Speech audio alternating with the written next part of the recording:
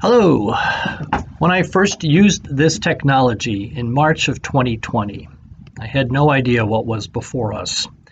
We thought initially we would be locking down for 2 weeks to flatten the curve, and that on Easter Sunday we would be gathered together in all of the glory that we know Easter can bring. But that didn't happen. And so the in-person worship was suspended until June, then suspended again in November until February, and now we've been at it again for 3 months or so and have done fairly well. It has been a weird time for everyone as we've dealt with a healthcare crisis that no one really had anticipated, no one really had figured out how to do. If it comes along every 100 years, people kind of forget what we have to do in those situations. We are very thankful that we have not had any outbreaks of COVID because of our gatherings here at the church. We're aware that members of the congregation did get affected by COVID-19, and some were quite ill, but no one died from it. And so we are very fortunate as a congregation.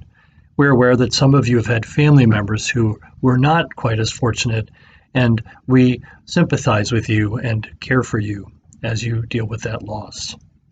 So one of the things that's been part of the mandate has been the mask mandate. Many people have argued about it, and it's been kind of a bitter political struggle as well as sort of a healthcare struggle. Is it significant? Is it not?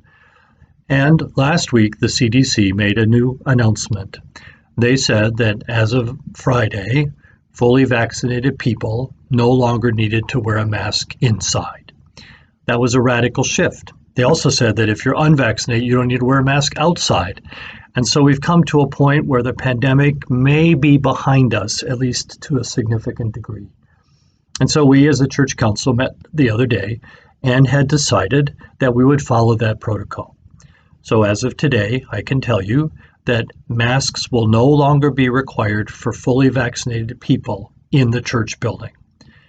Not fully vaccinated people will continue to be asked to wear masks until July 1st, when the next protocol change by the government comes along. What does fully vaccinated mean? It means that you've had either 2 Moderna or Pfizer shots or 1 Johnson & Johnson shot, and you've been clean for 2 weeks after that. So it's 2 weeks after your final shot, you're fully vaccinated. If that is not the case for you, then we ask that you continue to wear a mask when you come into the church building, at least for now, until the next protocol change occurs.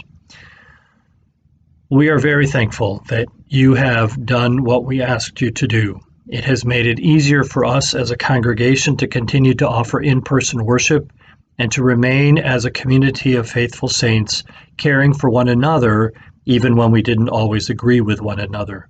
This has been a real gift. I have many colleagues who've had to fight much more difficult battles in relationship to COVID and the protocols that come with it.